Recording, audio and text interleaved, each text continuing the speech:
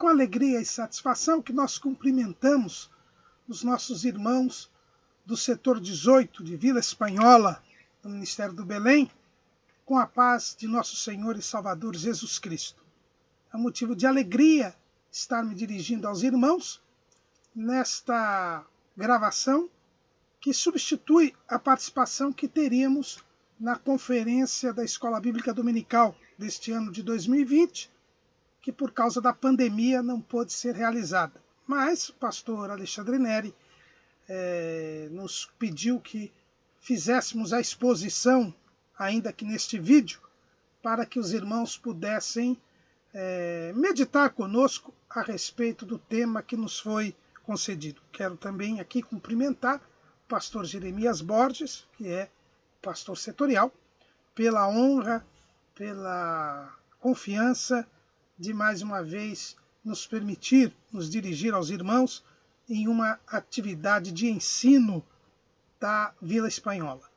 E agradecer a ele, que inclusive seria a pessoa que nos levaria até o encontro dos irmãos, já que nós moramos aqui perto, na Zona Leste.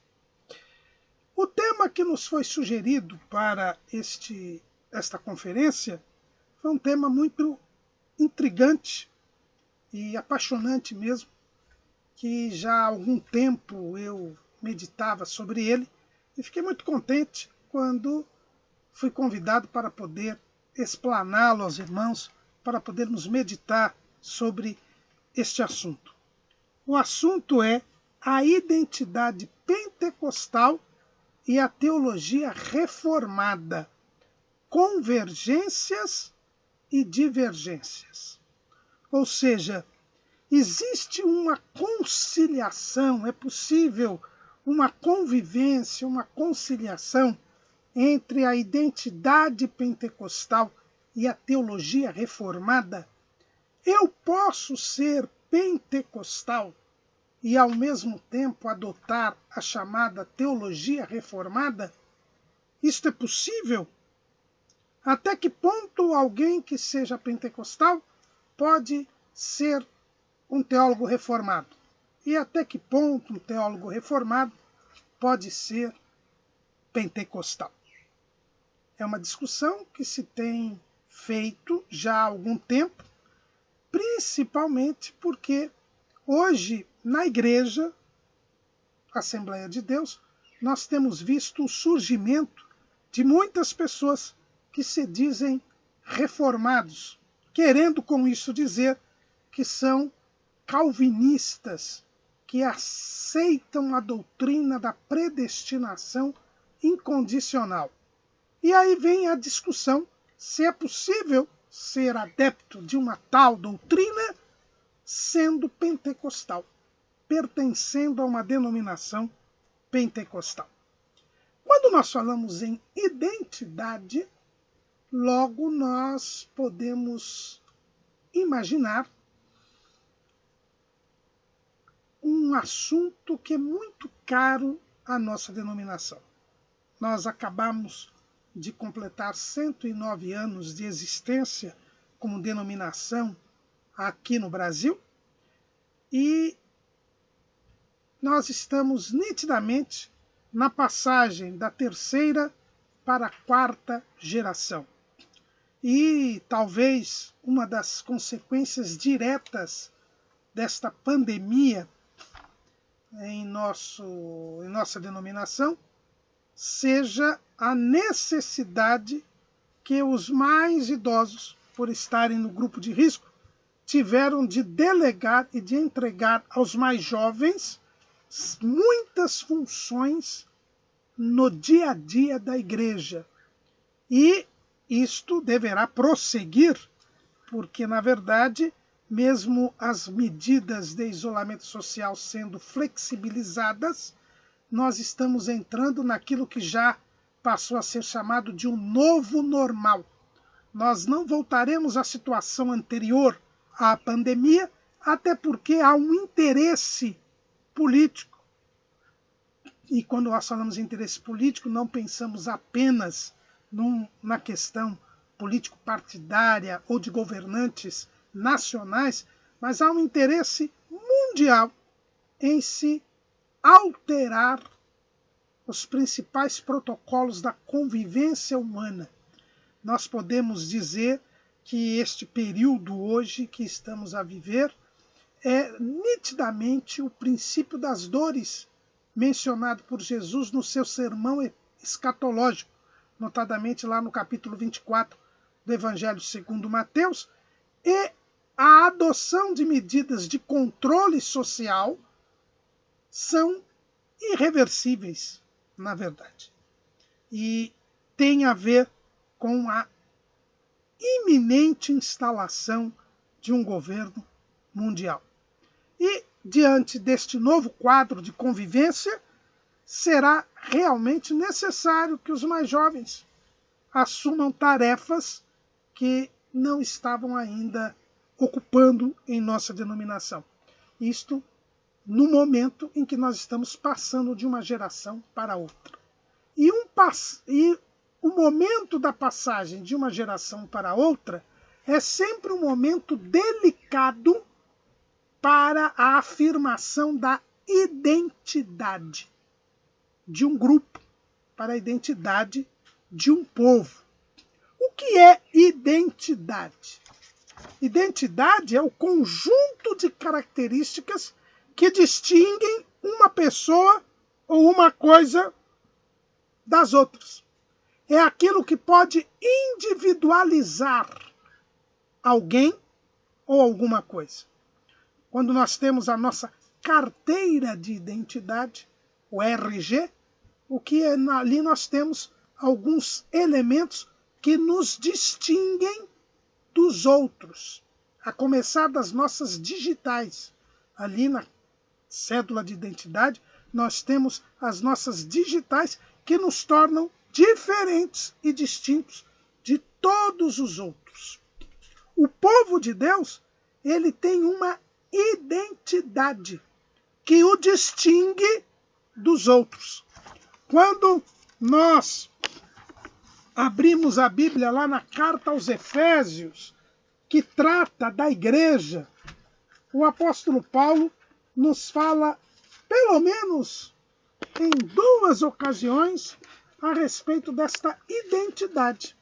Lá em Efésios, no capítulo 2, diz Paulo: "E vos vivificou, estando vós mortos em ofensas e pecados, em que noutro tempo andastes segundo o curso deste mundo, segundo o príncipe das potestades do ar, do espírito que agora opera nos filhos da desobediência, entre os quais todos nós também antes andávamos nos desejos da nossa carne, fazendo a vontade da carne e dos pensamentos, e éramos, por natureza, filhos da ira, como os outros também."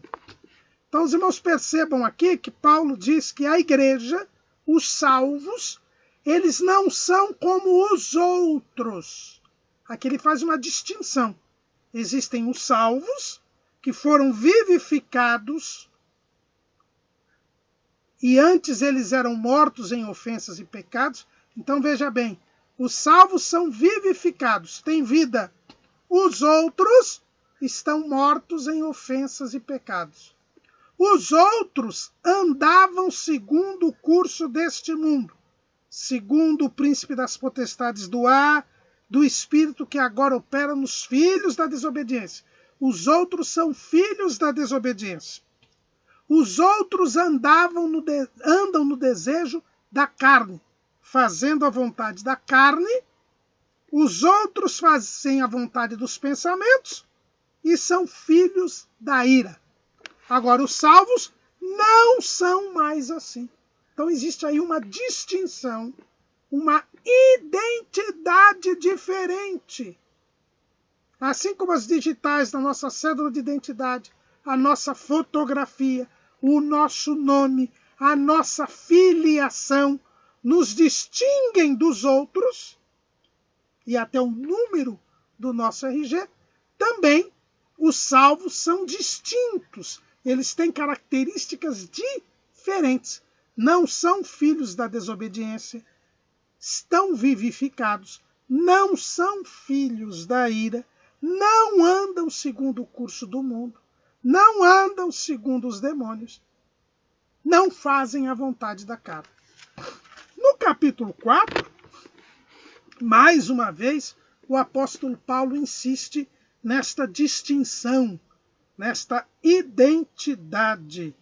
Ele diz assim em Efésios capítulo 4, versículo 17: E digo isto e testifico no Senhor, para que não andeis mais como andam também os outros gentios, na vaidade do seu sentido, entenebrecidos no entendimento, separados da vida de Deus, pela ignorância que há neles, pela dureza do seu coração, os quais, havendo perdido todo o sentimento, se entregam à dissolução, para com avidez cometerem toda impureza.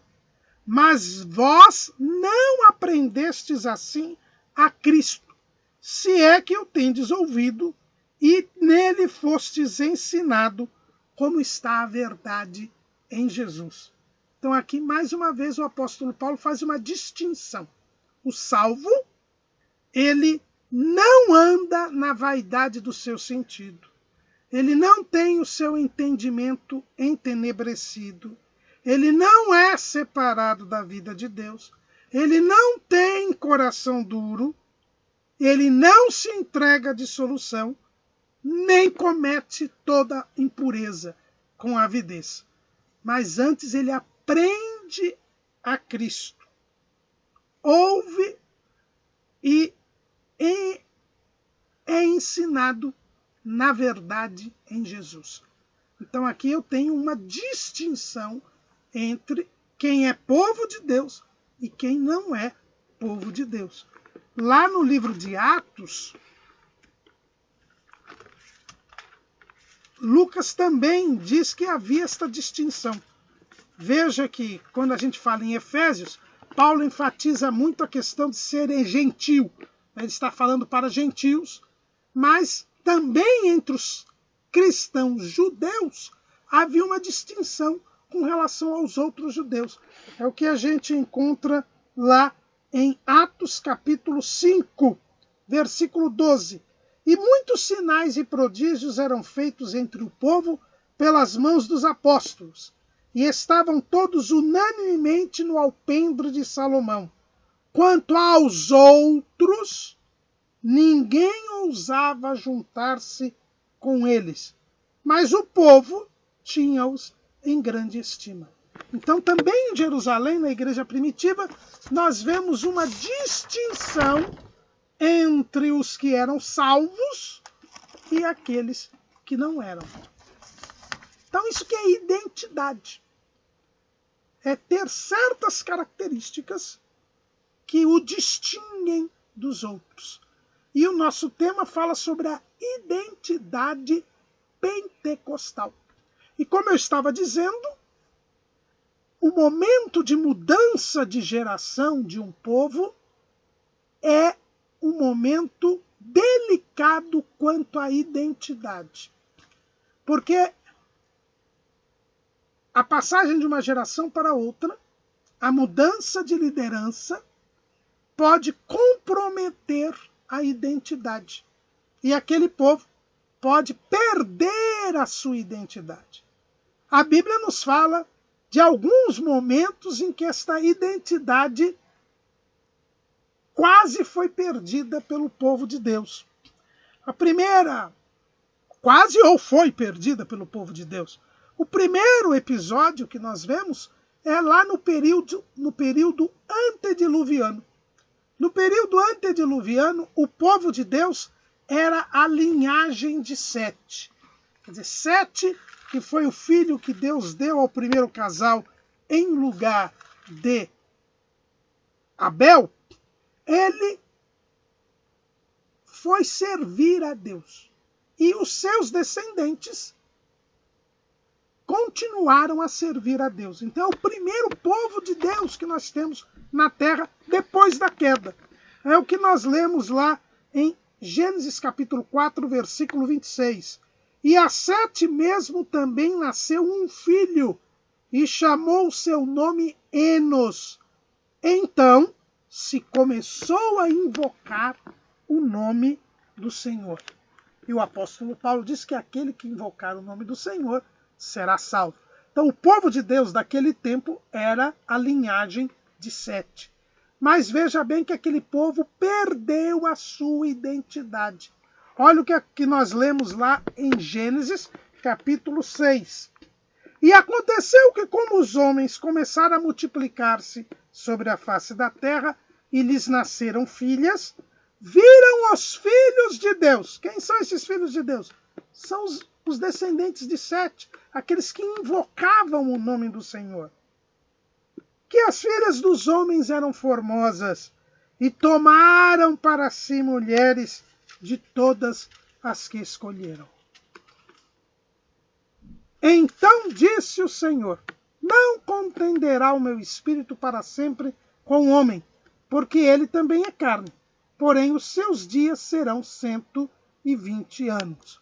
E o versículo 5 diz: e viu o Senhor que a maldade dos homens se multiplicara sobre a terra, e que toda a imaginação dos pensamentos de seu coração era só má continuamente. A linhagem de Sete se misturou com as outras descendências e perdeu a identidade. Não existiu mais povo de Deus naquele período. Só a família de Noé preservou os princípios divinos. Então, aquela geração, e se entende que foi na quinta geração que isto aconteceu, porque o patriarca dessa geração é chamado Jared, que era o pai de Enoque, e Jared quer dizer queda. Então houve uma perda da identidade. Os descendentes de Sete passaram a fazer as mesmas coisas que os outros. E aí a maldade se multiplicou sobre a terra, e por isso Deus teve que destruir a todos com o dilúvio. Mas não é só nesse período, né, da linhagem de Sete. Nós vemos também um problema de identidade no período dos juízes. No período dos juízes. Nós vamos encontrar lá em Juízes, capítulo 2. Juízes, capítulo 2. Versículo 7. E serviu o povo ao Senhor todos os dias de Josué e todos os dias dos anciãos que prolongaram os seus dias depois de Josué, e viram toda aquela grande obra do Senhor, a qual ele fizera a Israel. Faleceu, porém, Josué, filho de Num, servo do Senhor, da idade de 110 anos. E sepultaram-no no termo da sua herdade, em Timnat-Heres, no monte de Efraim, para o norte, no monte Gaás. E foi também congregada toda aquela geração a seus pais, e outra geração após ele se levantou, que não conhecia o Senhor, nem tampouco a obra que fizera a Israel. Então fizeram os filhos de Israel o que parecia mal aos olhos do Senhor, e serviram aos Baalins, e deixaram o Senhor Deus de seus pais, que os tirara da terra do Egito, e foram-se após outros deuses, dentre os deuses das gentes que havia ao redor deles, e encurvaram-se a eles, e provocaram o Senhor a ira. Então aqui também nós vemos a perda da identidade. O povo de Israel, que era povo santo e reino sacerdotal, propriedade peculiar de Deus entre todos os povos, caiu na idolatria. Passou a fazer exatamente o que os outros povos faziam, adorando outros deuses. Na mudança da geração, não se ensinou a palavra e eles perderam a identidade. E para nós terminarmos aqui esta introdução que já é grande, nós temos também o caso de Esdras. Quando Esdras, 70 anos depois, 77 anos depois da do término do cativeiro da Babilônia, Esdras foi para Jerusalém. Ele morava em Babilônia, tinha nascido e criado em Babilônia. Ele foi para Jerusalém para quê? Para ensinar a lei para o povo. Por quê? Porque o povo não conhecia mais a lei e estava já também perdendo a sua identidade. É o que você vê lá no livro de Esdras, no capítulo 9. Acabadas, pois, essas coisas, chegaram-se a mim os príncipes, dizendo: o povo de Israel e os sacerdotes e os levitas não se têm separado dos povos destas terras, seguindo as abominações dos cananeus, dos heteus, dos ferezeus, dos jebuseus, dos amonitas, dos moabitas, dos egípcios e dos amorreus. Porque tomaram das suas filhas para si e para seus filhos, e assim se misturou a semente santa com os povos desta terra, e até a mão dos príncipes e magistrados foi a primeira nesta transgressão. O povo já estava casando com mulheres estrangeiras, e o resultado disso é que o povo estava misturado com os outros povos e caminhava para a destruição. Precisou a intervenção de Esdras, que mandou despedir aquelas mulheres e aqueles filhos para que o povo não deixasse de existir.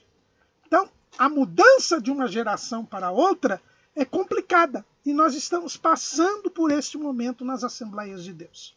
E é neste instante em que nós estamos mudando de liderança que está entrando na nossa igreja a doutrina calvinista. O número de pessoas hoje que se diz adepta da doutrina da predestinação incondicional é muito grande. E são pessoas que estão muitas vezes ligadas ao ensino da palavra de Deus. E aí então fica essa questão, que é a questão que nós estamos aqui, que nós somos convidados a enfrentar. Podemos manter a nossa identidade pentecostal adotando a teologia reformada? Quando a gente fala em identidade pentecostal, por que nós somos pentecostais? O que quer dizer ser pentecostal? Ser pentecostal é crer que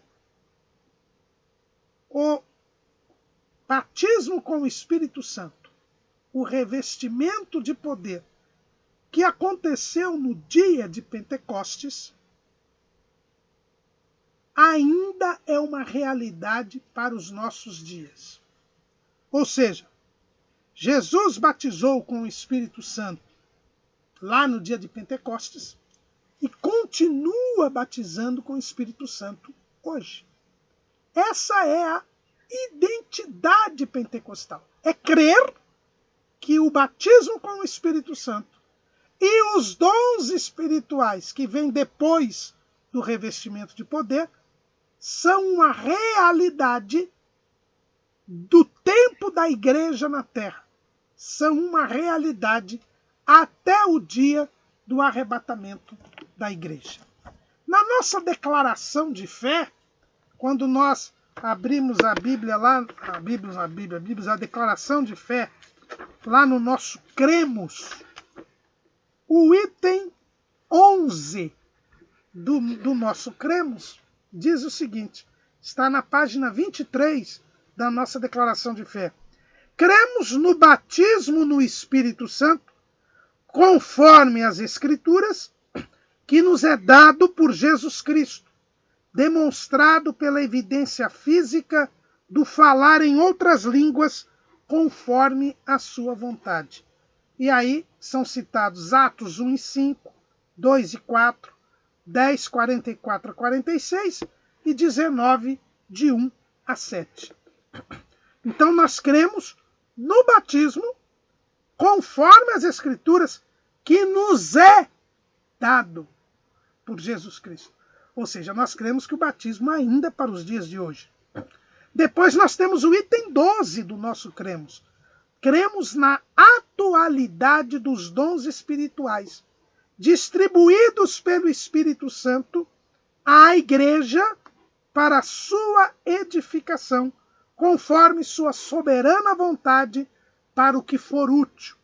E aí é citado 1 aos Coríntios, capítulo 12, versículos de 1 a 12. Então, ser pentecostal é crer que o batismo com o Espírito Santo e os dons espirituais são uma realidade para os nossos dias. Jesus começou a batizar no dia de Pentecostes, que foi a inauguração da igreja, e vai batizar com o Espírito Santo e dar dons espirituais até o arrebatamento da igreja. Isto é ser pentecostal. Então, quem é pentecostal crê que Jesus batiza ainda hoje com o Espírito Santo e crê que Jesus ainda hoje, o Espírito Santo ainda hoje, dá dons espirituais à igreja.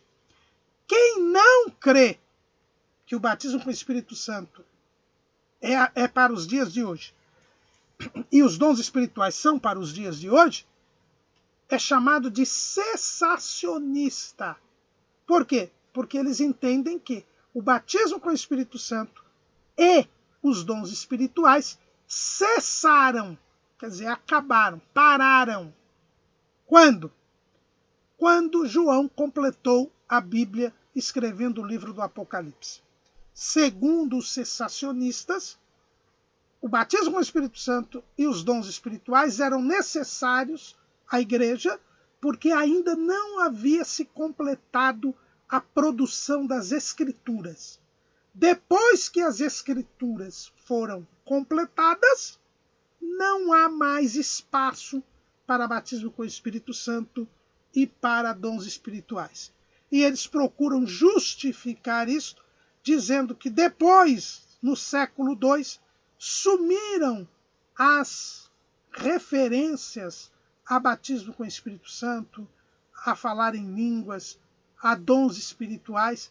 Não há registros na história da igreja destas manifestações, prova de que elas não mais existiram depois que as Escrituras foram completas. Porque a profecia agora seria a Escritura. É isso que dizem os cessacionistas. Logo a gente já imagina e logo a gente já verifica que essa questão a respeito de pentecostalismo e cessacionismo diz respeito à doutrina do Espírito Santo. Então, é uma matéria que diz respeito à doutrina do Espírito Santo. Como o Espírito Santo age na igreja? Para os pentecostais, age desde o começo da igreja, revestindo, convencendo o pecador do pecado, da justiça e do juízo, derramando o amor de Deus no nosso coração, fazendo o crente produzir o fruto do Espírito, mas também revestindo o crente de poder e dando dons espirituais. Então, o Espírito Santo age desta maneira para os pentecostais.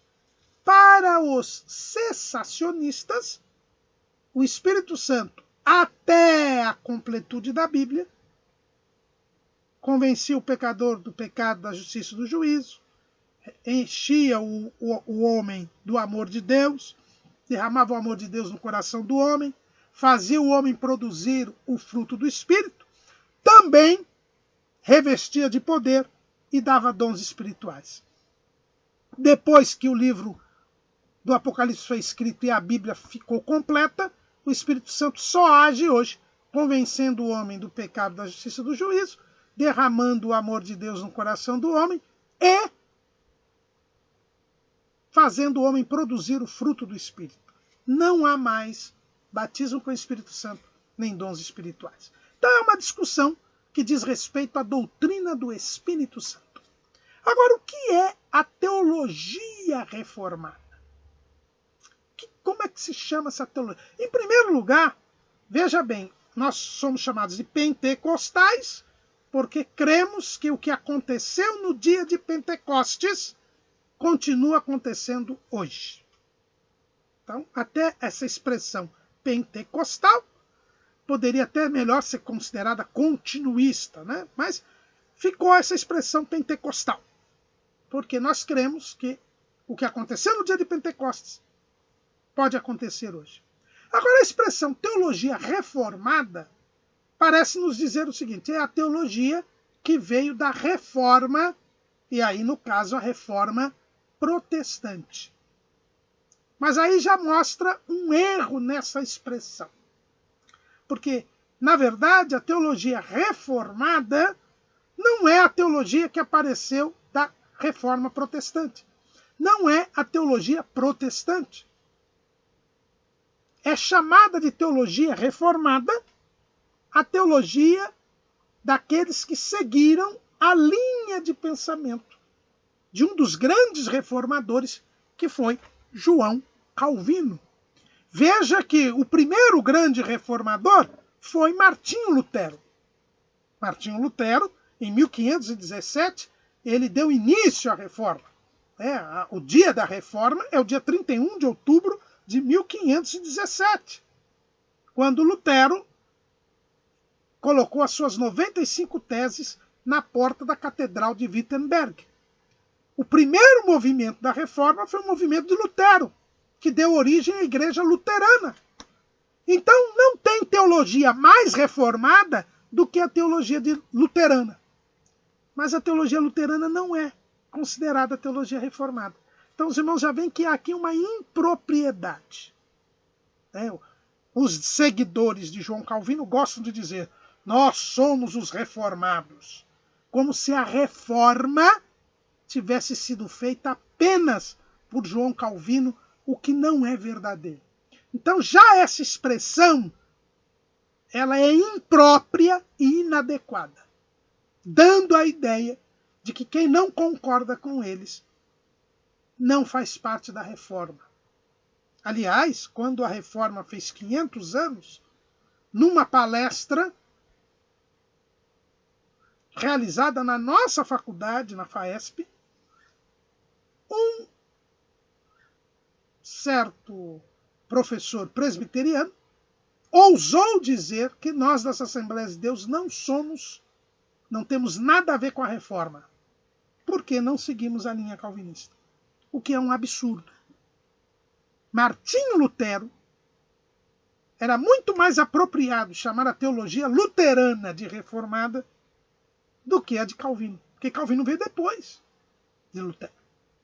Então, essa teologia reformada, na verdade, é a teologia calvinista. Seria a melhor expressão, a teologia calvinista.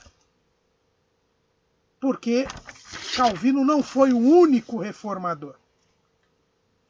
E quando nós falamos em teologia reformada, portanto, estamos falando da teologia calvinista, nós falamos, e o que caracterizou, quando nós falamos em calvinismo, o que é que o que vem à nossa mente?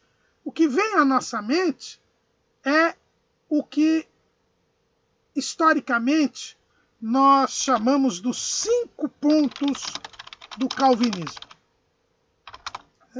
Que, inclusive, não foram nem foi João Calvino que estabeleceu esses 5 pontos. Embora esses 5 pontos tenham sido extraídos da obra de Calvino, e verdade seja dita, não com a intensidade que depois os seus seguidores deram a estes 5 pontos, estes 5 pontos que ficaram conhecidos como tulip, um acróstico, T-U-L-I-P, tulip, que em inglês quer dizer tulipa, que é uma planta, uma flor. Esses 5 pontos dizem respeito à depravação total, à eleição incondicional, à expiação limitada, à graça irresistível e à perseverança dos santos. São 5 pontos em que se baseia esta teologia. E os irmãos já percebem que esta teologia tem a ver com a doutrina da salvação. Ou seja, ser pentecostal ou não tem a ver com a doutrina do Espírito Santo. Ser calvinista ou não tem a ver com a doutrina da salvação. Sim, João Calvino era cessacionista. João Calvino não acreditava no batismo com o Espírito Santo. João Calvino não acreditava na atualidade dos dons espirituais. Mas o que caracteriza, identifica alguém como calvinista, não é o que ele pense a respeito da doutrina do Espírito Santo, mas é o que ele pensa a respeito da doutrina da salvação. Foi, inclusive, essa discussão que gerou esses 5 pontos. Esses 5 pontos do calvinismo foram definidos numa reunião ocorrida no século XVII, portanto, mais de 100 anos, ou por volta de 100 anos depois da morte de Calvino, na cidade de Dort, na Holanda, onde havia uma luta entre os seguidores de João Calvino e os seguidores de um outro teólogo chamado Jacó Armínio, que também já tinha morrido quando foi feito esse sínodo de Dort. E são esses 5 pontos que eram os pontos que eles discutiam. Todos eles referentes à doutrina da salvação. Então vejam bem, irmãos, que a teologia reformada, o nome é impróprio, mas é o nome tradicional, ela se caracteriza e se identifica na sua doutrina da salvação. Então, a princípio, veja bem, a princípio, alguém pode adotar a linha pentecostal na doutrina do Espírito Santo e na doutrina da salvação ser calvinista, porque são doutrinas diferentes. E, a princípio, isso seria possível. E quem defende isso, quem diz que um pentecostal pode adotar a teologia reformada, se defende sempre assim. A teologia reformada tem a ver com a doutrina da salvação. E a teologia e a identidade pentecostal tem a ver com a doutrina do Espírito Santo. Então eu posso crer na atualidade dos dons espirituais e do batismo com o Espírito Santo e, ao mesmo tempo, crer nestes 5 pontos da doutrina calvinista, que é a famosa doutrina uma vez salvo, salvo para sempre. Porque aqui nós temos a questão da depravação total, ou seja, o homem não pode se salvar a si mesmo. Com o pecado, o homem perdeu, segundo os calvinistas. O homem perdeu o livre-arbítrio e, portanto, não tem condições de escolher a Deus. Ele é escolhido de Deus, e aí nós temos a eleição incondicional, ou seja, Deus escolhe os que vão ser salvos. Depois eu tenho a doutrina da expiação limitada, ou seja, Jesus só morreu pelos eleitos, por aqueles que foram escolhidos para ser salvos. Nós temos a doutrina da graça irresistível. Como eu não posso me salvar, porque eu perdi o livre-arbítrio, estou em depravação total, então Deus dá a sua graça, pela graça sois salvos, Deus dá a sua graça para eu ser salvo. Então eu sou salvo porque Deus me deu a graça. E ele não dá a graça para todos, só para alguns. E a graça é irresistível, ou seja, se ele me escolhe para ser salvo, eu sou salvo de qualquer jeito, querendo ou não querendo. E por fim, nós temos a perseverança dos santos, ou seja, aquele que é escolhido para ser salvo, que recebe a graça de Deus e é salvo, porque ao receber a graça de Deus, eu aceito a Cristo, eu creio em Cristo de forma irresistível, eu também me conservo até o fim. No momento da minha passagem para a eternidade, eu estou em santidade, porque Deus quis assim. Então essa é a doutrina da teologia reformada, que entende que quem é Deus é que escolhe quem vai ser salvo, e aquele que é escolhido crê irresistivelmente em Jesus. Jesus morreu por ele e ele vai ser salvo. Porque no momento que ele passa para a eternidade, ele certamente está em comunhão com Deus. Então, esses são os pontos aí. Então, teologia reformada é essa ideia. O problema, e poderia ficar assim bem fácil, né? Eu posso ser pentecostal na doutrina do Espírito Santo e calvinista na doutrina da salvação. Não tem problema nenhum. A princípio, e há quem defenda isso. Mas nós vemos alguns problemas sérios com relação a isso. Em primeiro lugar, sempre que nós tivemos o movimento pentecostal, ele, de onde vem as Assembleias de Deus, ele não tem origem no calvinismo. As Assembleias de Deus não têm origem no calvinismo. A Congregação Cristã no Brasil, sem dúvida, seu fundador, Luiz Franciscon, era presbiteriano, antes de ser batizado com o Espírito Santo. Aí ele se batizou nas águas e depois, então, já após receber o batismo com o Espírito Santo, ele se batiza nas águas e começa a pregar e vem para o Brasil. Ele também é fruto lá do avivamento nos Estados Unidos e vem para o Brasil e começa a pregar e forma um movimento que é a Congregação Cristã no Brasil. Então, a Congregação Cristã no Brasil tem uns resquícios calvinistas. Mas veja que que Franciscon, ele, ao crer no batismo com o Espírito Santo, ele já se batiza por imersão. Quer dizer, ele já foge da doutrina presbiteriana do batismo por aspersão. Então já há uma diferenciação aqui. As Assembleias de Deus não. Nós viemos dos batistas suecos, Gunnar Wingren e Daniel Berg. Os batistas suecos que viviam nos Estados Unidos também foram alcançados pelo avivamento espiritual da Rua Azusa e eles vêm para o Brasil trazendo esta ideia de um movimento que já não era um movimento, não tinha nada a ver com o movimento calvinista, ao contrário. O avivamento da Rua Azusa ele é muito ligado aos metodistas e os batistas suecos são ligados aos anabatistas que surgiram lá no tempo da Reforma, lá no começo da Reforma, que já defendiam o batismo por imersão, o batismo de adultos, que já defendiam alguns segmentos já defendiam a atualidade dos dons espirituais, do batismo com o Espírito Santo, defendiam a ideia do milênio. Veja que esse pessoal da chamada Reforma Radical, ele já era diferente da teologia reformada.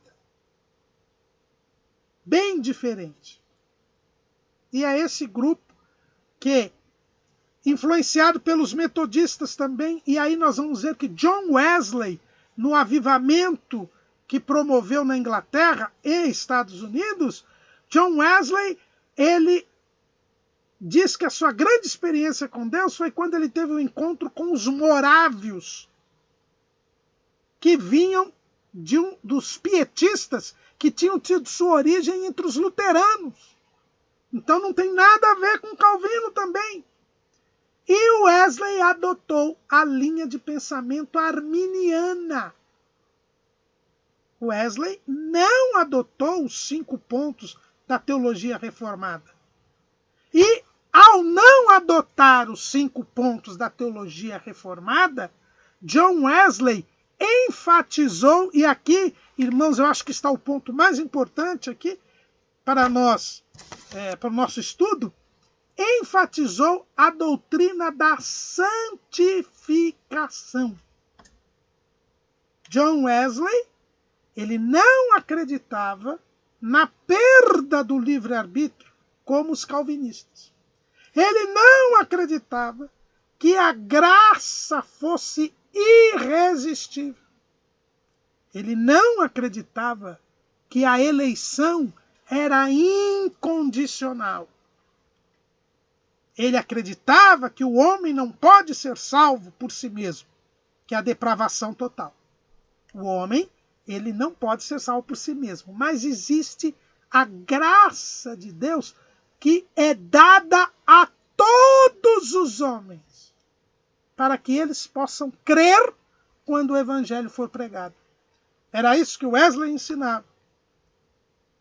É basicamente também, com algumas minúcias que não nos cabe aqui falar, que Armínio também ensinava. O homem não se salva por si só, mas Deus dá a graça que é chamada de graça preventiva, graça preveniente. E através desta graça trazida por Jesus, quando nós pregamos o evangelho, as pessoas podem crer. Elas não creem por força própria, mas elas creem porque Deus cria o ambiente para que haja a possibilidade de crer.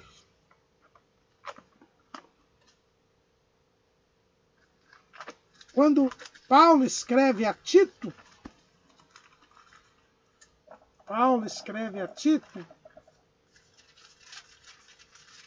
ele diz assim, Tito capítulo 2, versículo 11, porque a graça de Deus se há manifestado, trazendo salvação a todos os homens. A graça, ela traz salvação a todos os homens. E por isso, quando nós recebemos a salvação, é pela graça, por essa graça preventiva. E quando nós recebemos esta salvação, nós temos que nos manter em santidade. Como o homem ainda tem o livre-arbítrio, mesmo pecando. Como o homem só pode crer por causa da graça. O homem precisa desta graça para se manter salvo. E é por isso que ele tem que se santificar. A santificação não é algo inevitável, como defende a teologia reformada. A santificação não é algo automático. Na hora que a pessoa passar para a eternidade, como ela foi escolhida por Deus, ela tem que estar em comunhão. E isso é Deus quem faz. A santificação é obra exclusiva de Deus, segundo a teologia reformada. É o que nós chamamos de monergismo, quer dizer, só Deus atua. Mas, segundo Wesley, segundo os arminianos, a santificação é uma obra de cooperação entre Deus e o homem. Deus dá os meios de santificação, mas o homem precisa se santificar. É por isso que Jesus ora ao Pai, santifica-os na verdade. A tua palavra é a verdade. É por isso que Paulo diz, pela oração e pela palavra são santificados. É por isso que o mesmo Paulo diz que nós aperfeiçoamos a santificação no temor do Senhor. Ou seja, Deus dá os meios de santificação. A palavra, a oração, o temor a Deus. Mas o escritor aos Hebreus diz, segui a paz com todos e a santificação, sem a qual ninguém verá o Senhor. É preciso eu seguir a santificação. Há uma participação humana. É por isso que a Bíblia diz, quem é santo, santifique-se ainda.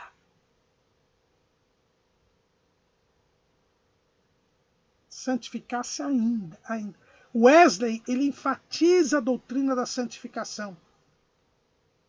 E a ênfase que se dá à santificação decorre da doutrina da salvação que ele adota. Os calvinistas não enfatizam a doutrina da santificação, porque para eles a santificação é automática. Os pentecostais, eles veem a santificação como uma necessidade. E o papel do revestimento de poder e dos dons espirituais tem a ver com o aumento da nossa santidade. Nós somos batizados com o Espírito Santo e recebemos os dons espirituais para servirmos melhor ao Senhor, para podermos nos dedicar mais a Deus, para nos aproximarmos mais de Deus, para falarmos com autoridade e com poder do Evangelho, para a salvação dos outros. Então a santificação, ela se torna ainda mais necessária e possível por causa dos dons espirituais e do batismo com o Espírito Santo. Lá no nosso cremos, no item 10, está escrito que nós cremos na necessidade e na possibilidade de termos vida santa e irrepreensível por obra do Espírito Santo, que nos capacita a viver como fiéis testemunhas de Jesus Cristo. Esta crença na necessidade e possibilidade da santidade é que nos faz entender por que devemos buscar o batismo com o Espírito Santo e os dons espirituais. Não é apenas para sermos mais efetivos na obra de Deus, mas é também para seguirmos a santificação. É por isso que os movimentos de santidade que saem do movimento metodista redundam no movimento pentecostal. O avivamento da Rua Azusa decorre desta necessidade que os crentes que estão buscando a santificação como uma necessidade por causa da teologia arminiana ou wesleyana, que eles acabam recebendo a segunda bênção, como eles chamavam, que era o batismo com o Espírito Santo. Eles começam a buscar os dons espirituais. Então, não é uma questão simplesmente de doutrina do Espírito Santo e doutrina da salvação. O reformado, ele não vê necessidade na santificação. Aliás, para ele a santificação é obra exclusiva de Deus. Não tem como eu buscar a santidade. Ela já foi dada por Deus. E nada há que eu possa fazer para que ela exista em mim. Se eu sou eleito, eu sou santo. E permanecerei santo no momento de eu partir para a eternidade. Eu estarei santo, porque Deus me escolheu. É por isso que a teologia reformada, ela possibilita um descuido espiritual. Porque alguém diz assim, eu sou salvo, eu posso aprontar o que quiser, que eu vou continuar salvo. Na hora, ao final, eu sou posto em comunhão com Deus, porque eu sou escolhido. Então, ser pentecostal e, ao mesmo tempo, adotar a teologia reformada não é tão simples assim. Onde fica a doutrina da santificação? Onde fica a justificativa para buscar o batismo com o Espírito Santo, o revestimento de poder e os dons espirituais. Se a depravação é total, a eleição é incondicional, a expiação é limitada, a graça é irresistível e existe a perseverança dos santos. Para que batismo com o Espírito Santo? Para que dons espirituais? Para que santificação? Então, a teologia reformada anula a necessidade do meu esforço para a santificação e anula a possibilidade, a necessidade de batismo com o Espírito Santo e de dons espirituais, que, embora sirvam para a pregação do Evangelho, têm inevitável consequência na santificação.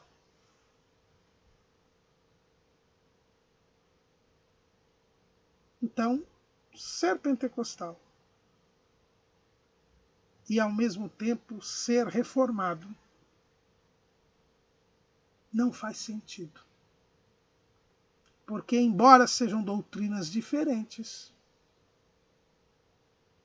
não se justifica a busca do revestimento do poder e dos dons espirituais por força da doutrina calvinista. E por isso mesmo é que não vamos ver na origem da reforma os calvinistas defendendo estas manifestações espirituais, que já eram defendidas na época da Reforma, pelos anabatistas, pelos aqueles chamados da Reforma Radical. E também nós vamos ver que é justamente Wesley que não acolhe o calvinismo. É através do movimento de Wesley que nós vamos ver o implemento da doutrina, o progresso da doutrina da santificação, que vai redundar no movimento pentecostal.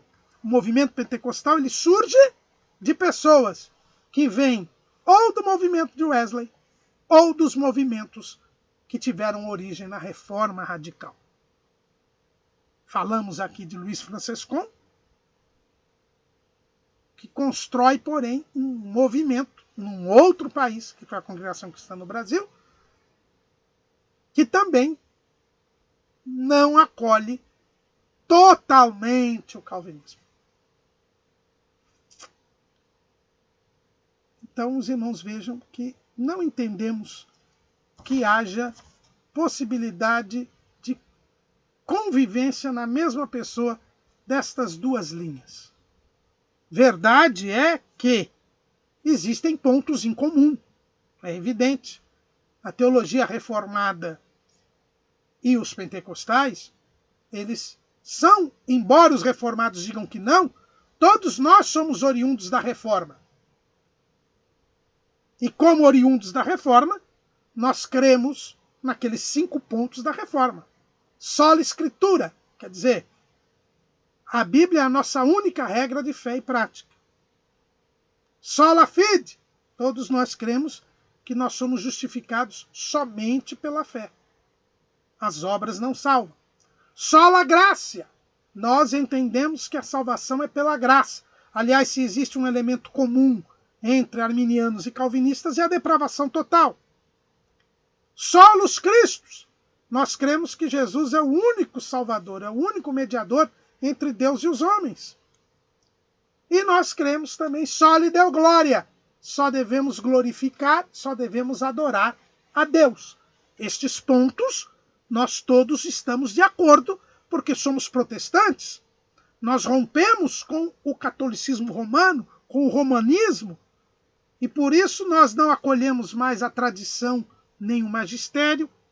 Nós não cremos nos méritos que as obras têm algum papel na salvação, e, portanto, também abandonamos a doutrina do purgatório, abandonamos todas as indulgências.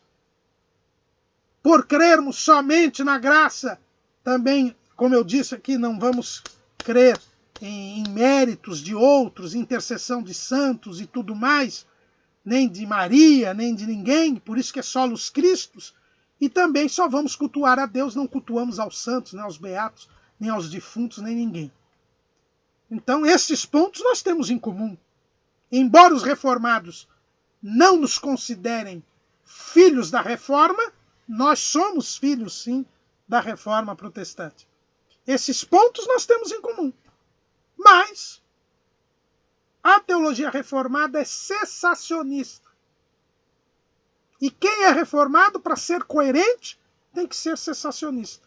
Porque não há lugar na doutrina calvinista para a busca da santificação, para a busca do batismo com o Espírito Santo, para a busca dos dons espirituais. Nós também divergimos quanto ao batismo, porque na teologia reformada o batismo de crianças é possível, e nós temos origem lá nos anabatistas, que não acreditam no pé do batismo, e ainda cremos que o batismo é por imersão, o que não acontece na teologia reformada.